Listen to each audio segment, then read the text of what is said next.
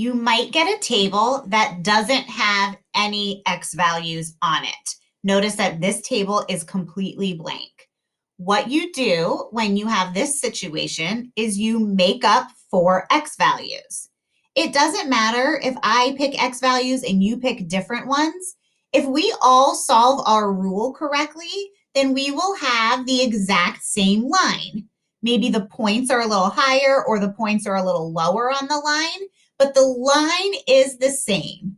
We use arrows at the end of our line to show that the line goes on forever in each direction. I can only make a graph so big for notes. I can't make the graph go on forever, but theoretically, all the axes also have arrows because this graph really does go on and on and on. So what I want you to do right now is pause the video, create 4 X values that you want to plug in for X, and then solve.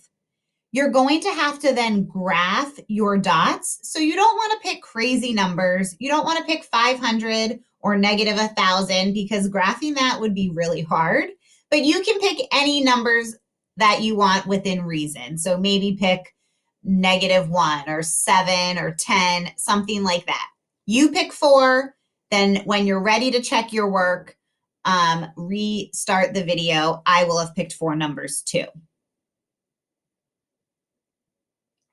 Okay, so I'm going to show you the answers to 4 different numbers. Maybe you picked these numbers, maybe you didn't, maybe you picked some of the same and a few different ones from me. I picked -1, 0, 1, and 2. If I plug those in to solve it, I get -2, -1, 0, and 1. When I graph my points, they form a straight line that goes on in either direction.